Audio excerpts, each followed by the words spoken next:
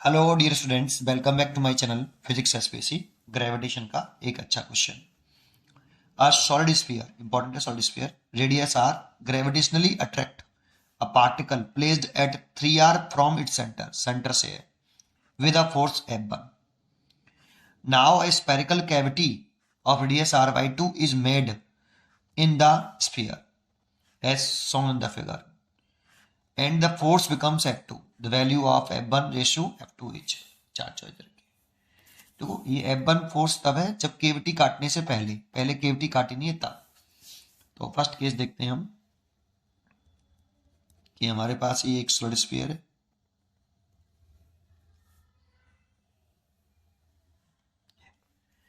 और इसमें से अभी कोई केविटी नहीं काटी है। ठीक है, स्फीयर का मास गिवन नहीं है, स्फीयर की रेडियस गिवन है, कितनी है आर। स्फीयर के सेंटर से पार्टिकल पॉइंट ए कितनी दूरी पर है, 3r दूरी पर है। सेंटर से 3r है, सरफेस से 2r हो जाएगा।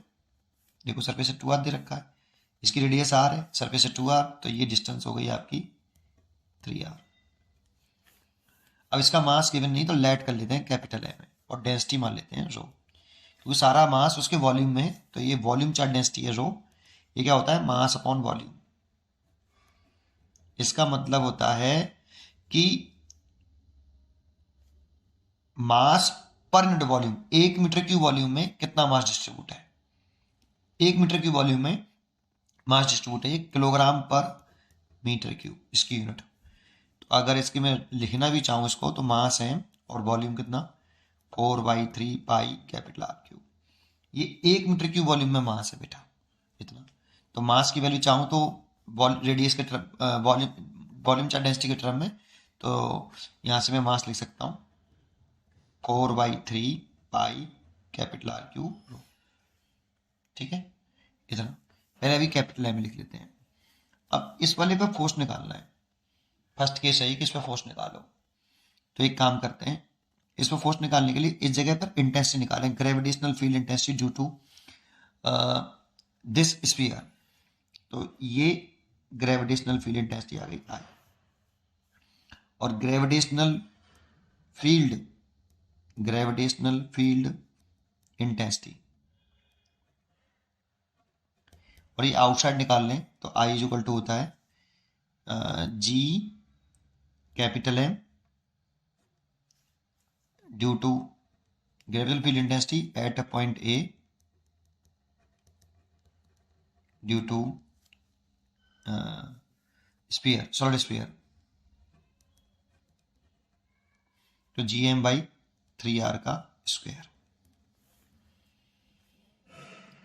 और ग्रेविटेशनल फील्ड इंटेंसिटी इतनी है, इतनी। अब इस फील्ड में ये मास प्लेस्ड है, इसीलिए gravitational force on mass small m f is equal to m into I. ये ग्रेविटेशनल फील्ड इंटेंसिटी का फॉर्मूला होता है आई बराबर एफ ऑन एम।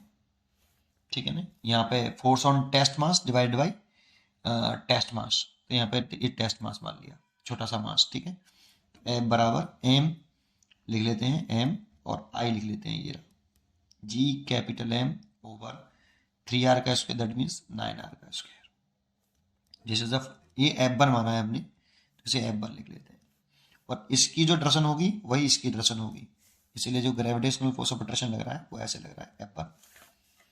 तो F1 की वैल्यू वही ये फर्स्ट केस हो गया आपका। अब सेकंड केस में कहा है कि अगर इसमें से ये केविटी निकाल दें, तो कैविटी निकालने के बाद इस मास पर कितना फोर्स लगेगा वो F2 है। तो F2 निकालना इंपॉर्टेंट है। तो F2 कैसे निकालें, देखो इसमें यहां पर कोई मास है क्या, खाली जगह केविटी है, तो इसकी डेंसिटी कितनी होगी, volume charge density, volume mass density sorry, तो वॉल्यूम मास डेंसिटी 0, तो यहाँ पे तो कुछ है ही नहीं है, खाली जगह है। तो इसकी डेंसिटी में लिख सकता हूँ rho minus rho naught, that mean 0। खाली जगह की, ये केविटी की डेंसिटी लिखी है मैंने, है ना। ठीक है, तो इसका मतलब क्या होता है इसको समझते हैं। इसका मतलब है कि अगर मैं चाहूं तो ये केविटी कैसी बनाई होगी, पहले मेरे पास एक सॉलिड स्फीयर होगा,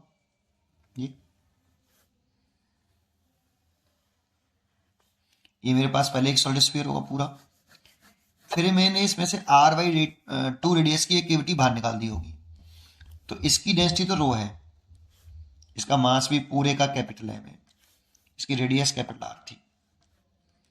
जब मैंने इसमें से केविटी निकाली होगी काट के, तो ये मैंने केविटी निकाल दी बेटा, जब ये मैंने निकाल दी होगी, ये काट के इसमें से निकाल दिया होगा, तब ऐसा डायग्राम बना होगा। सोचो, अगर इसमें से मैं इसे काट के निकाल दूं तभी तो ये बना होगा ऐसा।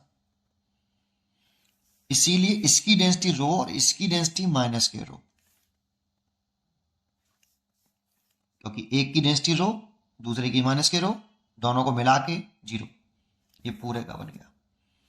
तो ऐसे अब इसका मास जो होगा वो निकालना पड़ेगा, इसकी रेडियस r/2 है, तो इसका मास तो रो था, इसका मास रो है, तो इसका तो मैं मास निकाल ही चुका हूं पूरे का, ये रहा।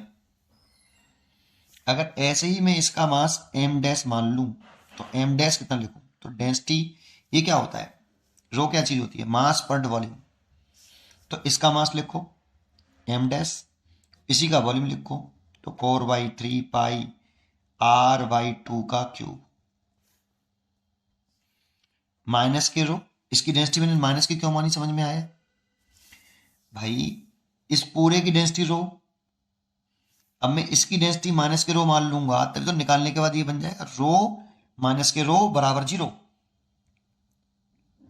तो खाली स्थान की जो डेंसिटी होगी वो माइनस के रो मान ली मैंने ऐसे, लेकिन निकालने के बाद आएगा ये ऐसा, तो माइनस के रो इज इक्वल टू मैं लिख सकता हूं इसका सब मल्टीप्लाई करके into 4/3 pi capital R cube over 8 is equal to m dash, और इसकी जगह पे मैं पूरे की जगह पे लिख सकता हूं, देख कैपिटल M, 4/3 पाई R क्यूब रो, इसकी जगह पे मैं लिख सकता हूं कैपिटल M, इसलिए m डैश हो गया कितना, माइनस का m/8। ठीक है, अब क्या करना है, इस पूरे की वजह से पॉइंट ए पर इंटेंसिटी निकालनी है, फिर जो काट के केविटी निकाली है तो हो गया, तो ये सॉलिड स्फीयर ही, सॉलिड स्फीयर हो गया ये, इसकी वजह से भी ए पॉइंट पर क्या निकालनी है, इंटेंसिटी निकालनी है, फिर नेट इंटेंसिटी निकालनी है आई ए डैश, कैसे, ये तो due to whole solid sphere की, इसे due to whole solid sphere minus plus I2, ये इस पर जो केविटी की वजह से, ये केविटी वाला, ठीक है, निकाला जो बाहर, दोनों को ऐड किया क्योंकि मैंने पहले से साइन ले रखा है माइनस का। ठीक है, तो क्या पहले इसकी वजह से निकाल ले, इसकी वजह से इस पॉइंट पे निकाल लो, तो इसे लिख रहा हूं मैं I1 dash is equal to, सब कुछ इसी का लिखेंगे, G कैपिटल M, इसके सेंटर से कितनी दूरी पर है, तो ये डिस्टेंस तो अभी भी 3r है, तो ये डिस्टेंस 3r, इसीलिए 3r का स्क्वायर, इसीलिए लिखेंगे G capital M by 9r²।